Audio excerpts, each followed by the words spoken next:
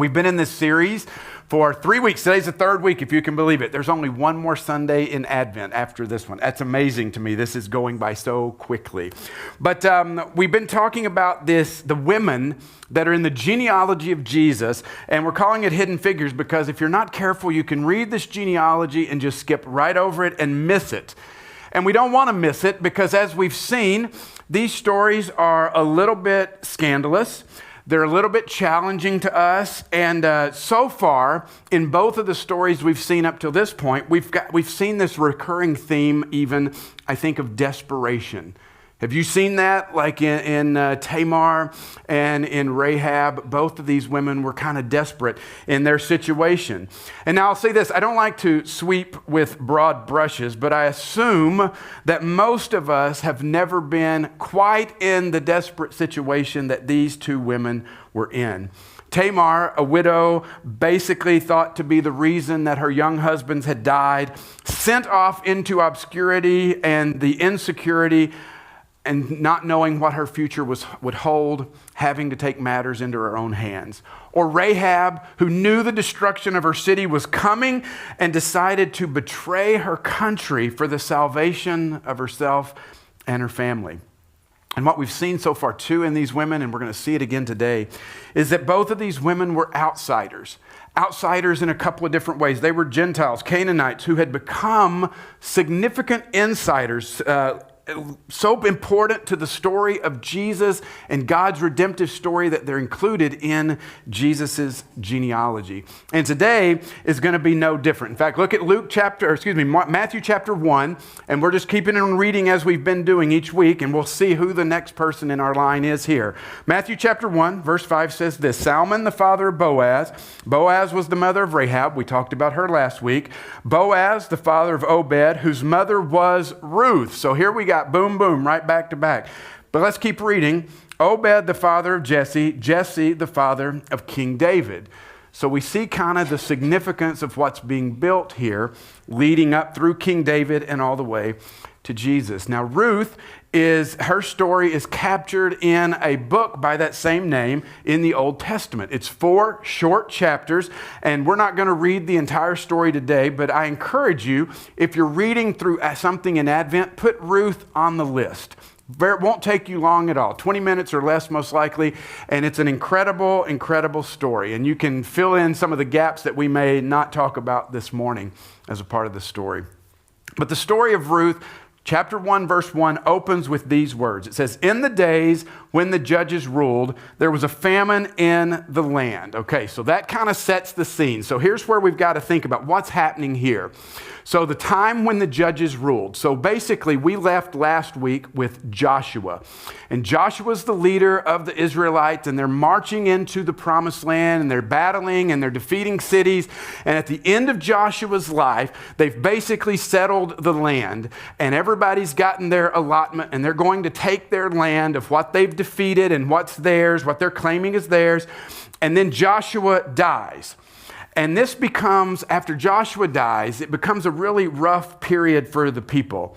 Not just because of the famine we just read about, but because this becomes a cycle for them of where they continually turn their backs on God. So if we jump back to the book of Judges, which comes between Joshua and Ruth, you read things like this. Judges 2 says, another generation grew up who knew neither the Lord nor what he had done for Israel. Now, does anybody think this could be problematic? I mean, these kids are being born, there's another generation, and they're saying, God who? And of course, we've studied a week ago that the name was Yahweh, and they're like, we don't know this Yahweh. We don't know who you're talking about. We know nothing about him, and we don't know what he's done. So this is obviously going to be a problem for him. So what happened during this period is the Lord raised up judges to kind of help bring the people back on track. But as I said, this becomes a story on repeat. You ever stick your Apple Music or Spotify on repeat and get the same? This is the book of Judges, if you were to read it. The people reject God. Disaster comes upon the people. A judge comes on the scene and says, turn back to God. And the people go, you're right, we should turn back to God. And they do for a very brief period. And then after that, guess what? They forget God and they fall away and reject God again. And that cycle continues over and over and over. And right before we read Ruth 1:1, you read the last of Judges, and it says this. It says, in those days, Israel had no king. Everyone did as they saw fit. Now, do you think that could be problematic? I mean, let's think about our culture. If everybody just did as they saw fit, that would be a little bit of a problem. I mean, as I think about that now, I see Suki and I think about our time in India. That's like driving in India. Everybody does as they see fit, right? Is that fair, Suki? I mean, yeah, see, even she says it's fair. She says it's fun. Prim loves to drive there. It's what I've heard. So it's like, put him behind the wheel. You get this idea, though, for the Israelites. This is a lawless period. It's almost like the Wild West. Anything goes, every man or woman for themselves. And this is going to be very important as we continue to explore the story of Ruth. So that's the setting here. That's what's going on here. So there's a famine that happened. We just read about that. And it was severe enough for some to decide to leave their family lands in search of food. I mean, that's what you would do, right? If you're hungry, if you're starting to starve, you need food, you're going to go where the food is. And that's where this guy named Elimelech and his wife Naomi and their 2 sons, that's what they did. They set out for a place called Moab. And what's interesting about this is that there is no love between Israel and Moab. In fact, this move for Israelites would have been intimidating, humiliating, and dangerous. But the people were so desperate. What do desperate people do? Desperate things, right? And so they're willing to go off to this land where they may be hated, most likely will be hated. They're going to be the outsiders, but they know there's food there, so that's where they're willing to go. So off they go. And we read in Ruth that once they get there, they kind of get established a little bit. We assume they have food because they're there for about 10 years. But early in their time there, Naomi's husband Elimelech dies. So Naomi is a widow. But at this point, it's okay because she has 2 sons to take care of her. These 2 sons, they decide to marry 2 Moabite women, Orpah and Ruth. But unfortunately for Naomi, tragedy strikes again, and both of her sons die, leaving not just Naomi as a widow now, but all 3 women as widows. And it's interesting because as you read this story, especially where we've been studying the last few weeks, you kind of get these hints of Tamar here, don't you? You kind of know this is kind of a similar retelling of the story of women's plight in this time when their husbands died. We know this is not good. This is not a great place for women to be. There's no government services to help desperate people. There's no economic security for these women. They need to find someone to take care of them. And so Naomi, she hears that there's food again in Bethlehem. That's where she's from. And what's interesting is Bethlehem is, called, if you translate that name, it's house of bread. At the beginning of our story, there is no bread, so now there's bread again, so they're going back to Bethlehem. Anybody know something else very significant that happens in Bethlehem? Anybody? Birthplace of Jesus, very good. There's your Bible trivia question for today. So Naomi takes off and heads back to Bethlehem, and her daughters-in-law decide to go with her. I mean, it doesn't really make much sense, but they're from Moab. They're leaving Moab, but they're with her to go back to Bethlehem. And Bethlehem is in the land of Judah, kind of that state, that region. So again, all this kind of comes together, right? I'm telling you this because I know what the temptation is when we read the Bible, we read one story and we think it stands on its own out here. I want you to see the beautiful redemptive arc and how all this ties together in the story that God is unfolding. Bethlehem in the city of Judah, who was married to Judah? Tamar. That's where her kids came from. So all this is tying together. Now, Naomi and her daughters-in-law are headed back to Bethlehem. What can Naomi do for her daughters-in-law? Nothing.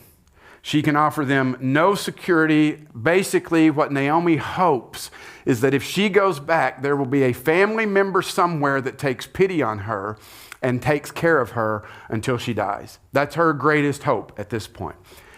But as you can imagine, she's probably thinking, I can't take care of myself.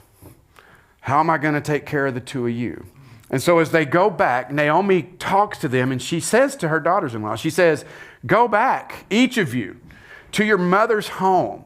May the Lord show you kindness as you've shown kindness to your dead husbands and to me. May the Lord grant that each of you will find rest in the home of another husband." I mean, that's a generous thing, right? I'm releasing you. Please go find a husband, somebody else that can take care of you.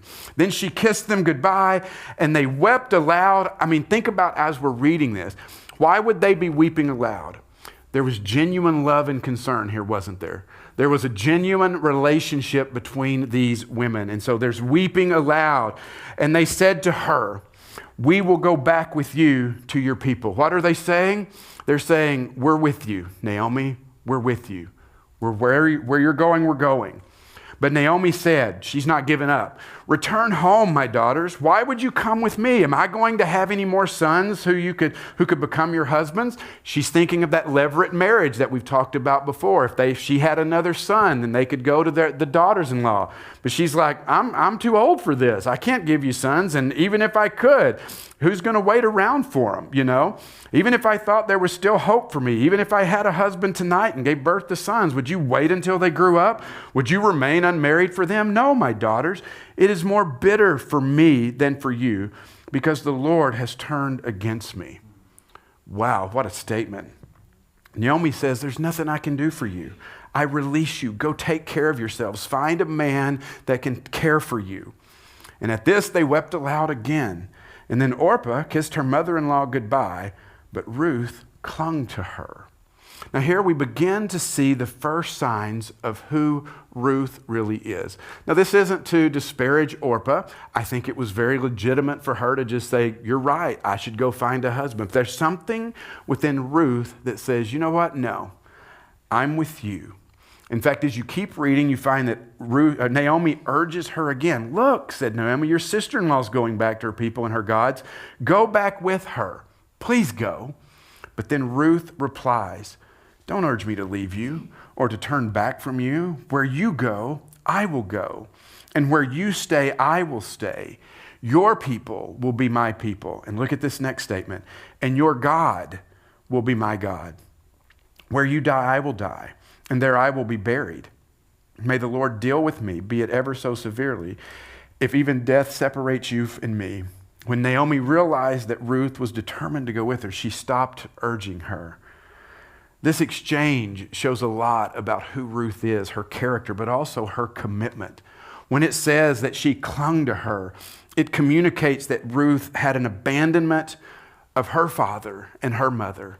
There was an abandonment of her country. There was an abandonment of her country's gods and her gods, the God that she had grown up worshiping and believing in. She looks at Naomi and she says, "I am completely and totally with you." And not to gloss over this, I don't want us to miss this. This is quite radical. Because of her dedication to Naomi, she is willing to put herself at risk. Because as she goes back to Bethlehem now, who's the outsider now? Ruth. Ruth is the outsider. She's going to be the foreigner.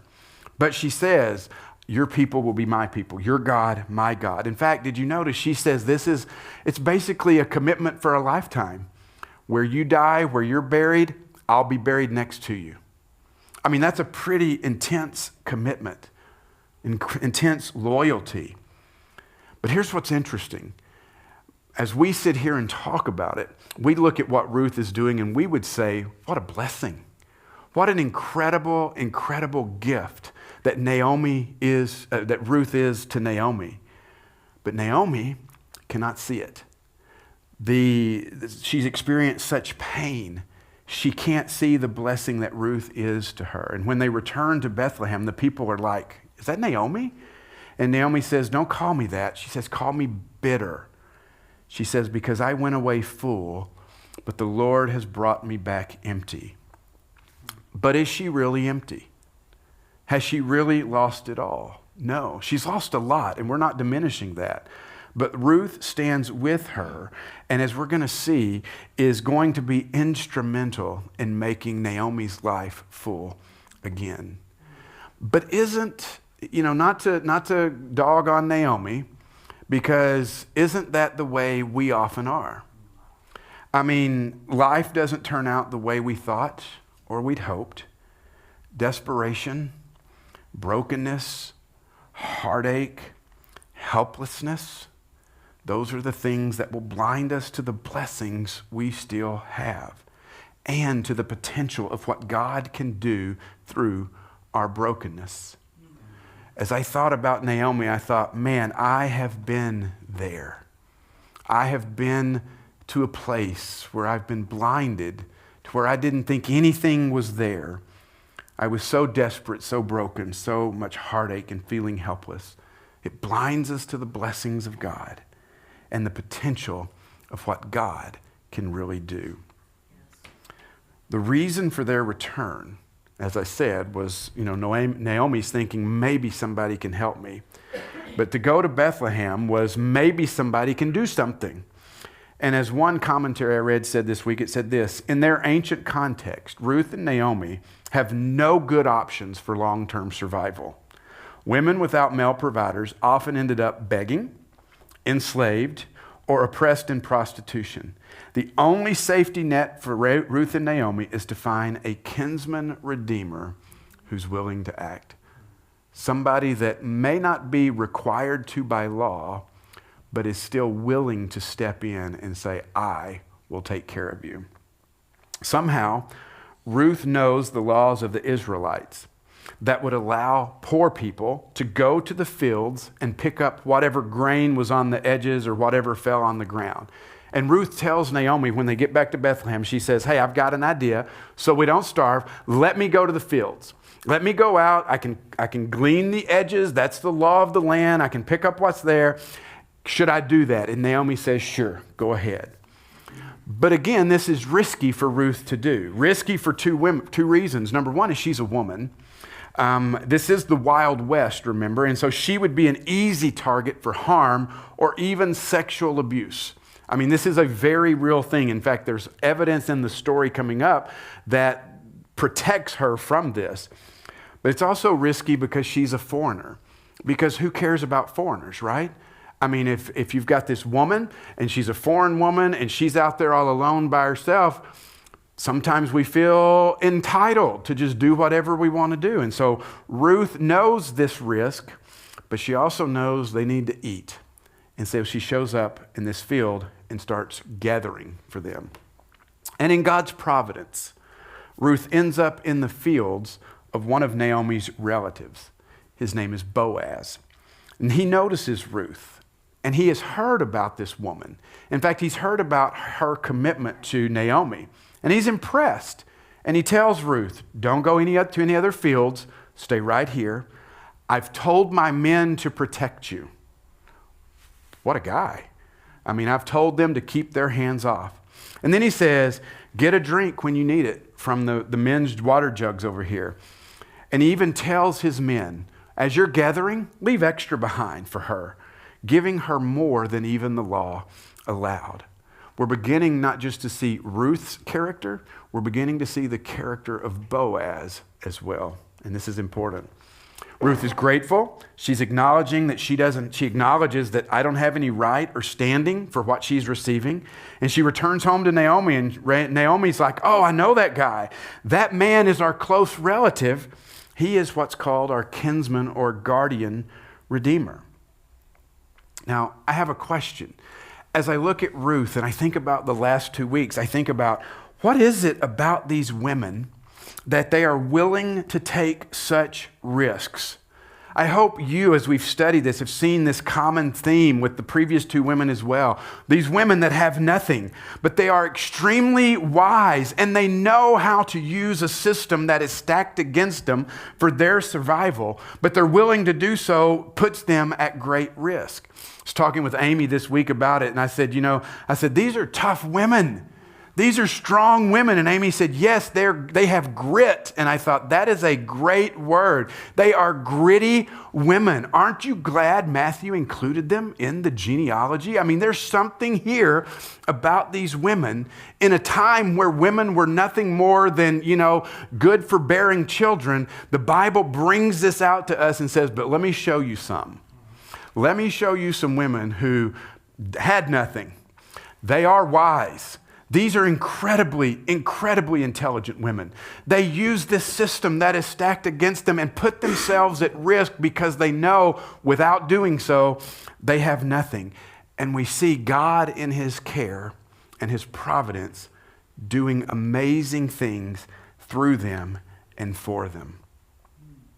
And then as you just take a step back and you look at Ruth and you look at Naomi, you see such a contrast between these two women. Again, not that we judge Naomi because of the state she's in, but Ruth had just as much right to feel that her life was empty too, that her life was bitter, that God had neglected her, but she chooses not to. And what's fascinating about these three women that we've studied so far is that yet again this week, we see an outsider who is motivated by a newfound belief in Yahweh, in God, who seems to have more faith than the person who is from God's chosen people. Isn't that incredible? I mean, last week, the week before, these are the women that seem to have more faith than the people that are supposed to be the people of faith. What do you think we can learn to see Ruth as a model for us in how we have faith, in how we have grit in our faith or are willing to take risks for our faith? As you keep reading the story of Ruth, you come to the last two chapters of the book, and they reveal this really elaborate plan that Naomi comes up with so Ruth can have a future beyond picking up leftover grain. So Naomi tells her, go get all dolled up, take a bath, put on some perfume, because tonight they are winnowing the grain. And Ruth is supposed to go to the threshing floor, find Boaz as he sleeps, uncover his feet, lie down, and then this is what Naomi tells her, quote, he will then tell you what to do. Ladies, any of you signing up for this plan? I mean, this is nuts, right? I mean, this is absolutely absurd. And yet Ruth looks at her mother-in-law and says, I will do whatever you say. I mean, again, what does that tell us? What does that communicate to us about this incredible relationship between these two women? And Ruth goes. Off she goes, and she does exactly what Naomi tells her to do. Boaz eats, he has a little to drink, he goes into a corner of the threshing floor to sleep. And here's what we read next. It says, Ruth approached quietly. She uncovered his feet and lay down. In the middle of the night, something startled the man. He turned. What do you think? There's a woman that's uncovered your feet and laying there. He turned, and there was a woman lying at his feet. Who are you? He asked. I'm your servant Ruth, she said. Spread the corner of your garment over me, since you are a guardian redeemer of our family. The Lord bless you, my daughter, he replied. This kindness is greater than that which you showed earlier. You've not run after the younger men, whether rich or poor. Now, my daughter, don't be afraid. I will do for you all you ask. All the people of my town know that you are a woman of noble character. Wow. You can breathe a sigh of relief now, right? Because this actually worked out well for her. But realize this could have just as easily turned out really, really badly for her. Just being on the threshing floor alone at night was risky. And Boaz could have had such a different reaction. I mean, he did not have to be so kind. I mean, what if Boaz had been just a real scoundrel and decided, you know what, here's this woman, and who's going to believe her word over mine? And I'm just going to have my way with her. I mean, he could have taken advantage of her, used her for his own sexual pleasure, gotten her pregnant, not even cared, just unwed mother at the time, not my deal. The public shame that she would have endured. He could have looked at her and he could have said, who are you? What are you doing here? Get out of here. And he could have labeled her an adulteress for doing this. Or he could have just laughed at her. Me marry you? Who do you think you are? I'm not interested in you. Isn't that amazing? I mean, he had those options available to him. Remember, she has zero power. It's all in his hands. And did you look, though, how he refers to her? He says, you are a woman of noble character. And I love what he said. You know what, Ruth? You could have run after the young guys. I mean, nobody would have blamed you, you know. I mean, after all, coming after me, Boaz, an older guy, that's just increasing your chances of being a widow again. I'm older than you are, you know. But what she's doing and the way she's doing it shows that her commitment isn't just about finding a husband. It's not just about security for the future. It's about her commitment to her family, her commitment to Naomi. One commentary said this, I left this, it said, Boaz could have treated her as Moabite trash, scavenging in the garbage cans of Israel and then corrupting the people with her whorish behavior. But with the true kindness of his own, he sees her as a woman equal in status and character to himself. That's a big deal for him to elevate her to that level. And his response and his actions up to this point have shown him to be a man of incredibly noble character. Now, don't get me wrong. I get it. You're all disappointed. This week is so sterilized compared to the last few weeks and the real sexual scandal that we've had to deal with. But we don't want to miss. This is the way the writer is writing Ruth. There is a lot of suspense here, and it is sexually provocative. But Ruth and Boaz show themselves to be individuals of unmatched integrity.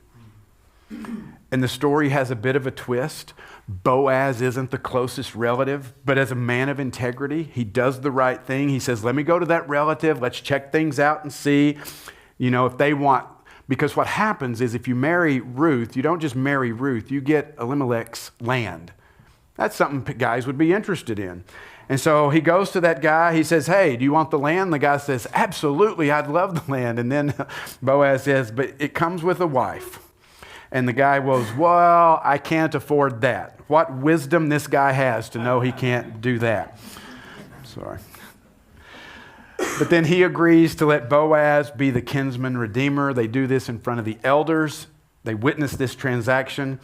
And then the elders of the city say this, through the offspring the Lord gives you by this young woman, may your family be like that of Perez, whom Tamar bore to Judah. Cool, right? Yeah. I mean, here we go again. Who's making an appearance in this story again? Our previous woman of righteousness, Tamar. Ruth and Boaz get married. They have a son.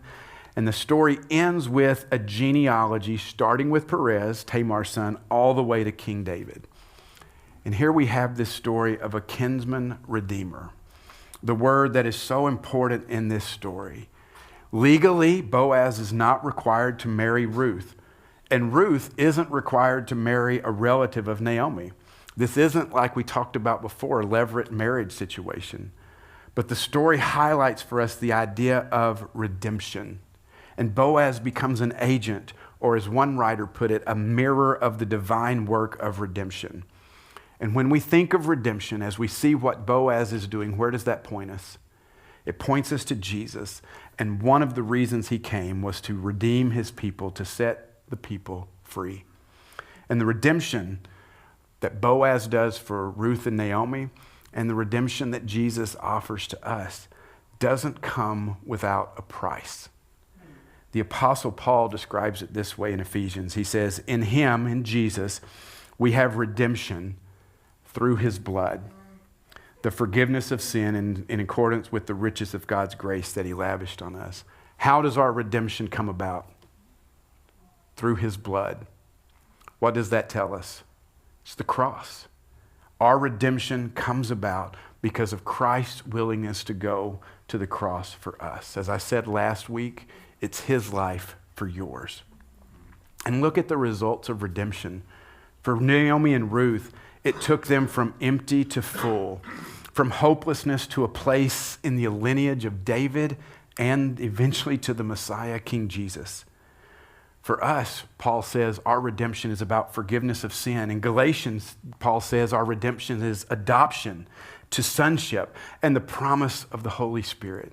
And ultimately, our redemption is about not just living in this brokenness, but a new home in the new creation. The Bible Project makes a statement about this story, and they say this. It says, through Ruth's willingness to give of herself for Naomi's well-being and Boaz's choice to act as her Goel, her kinsman redeemer, These two characters work together to bring about Naomi's redemption, restoring her family's land and lineage. Likewise, Jesus' willingness to give his life for the well-being of others and his choice to act as humanity's redeemer restores our family line back to God, returning each of us to our true home. That's the connection between these stories. I love at the end of the book how the people around Naomi react to the birth of her grandchild and to Ruth. Here's what they say to Naomi. For your daughter-in-law who loves you and who is better to you than 7 sons has given him birth. Better to you than 7 sons. That's a big statement. That's a bold statement in this time.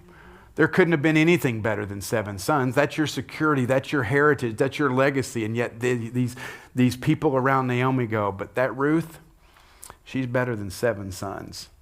That's a statement. And we can't miss in this story God's providential care for Ruth and Naomi. Sure, you could look at this and you could say, oh, these are just happy accidents or coincidences.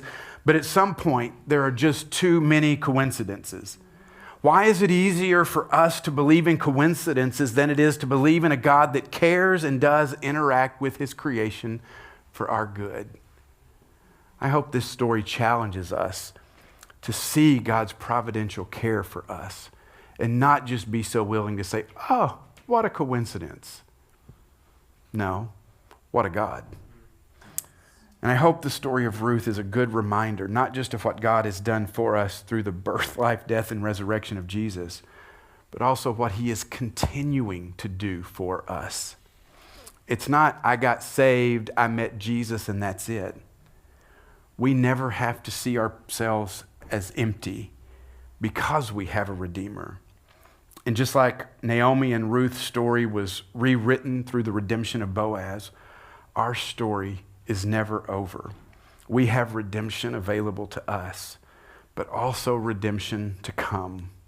I love the song, The Father's House. We sing it here. I love the line in that song, my story isn't over if my story isn't good.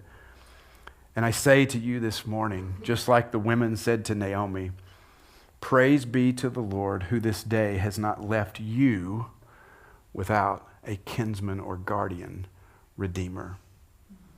Let's pray.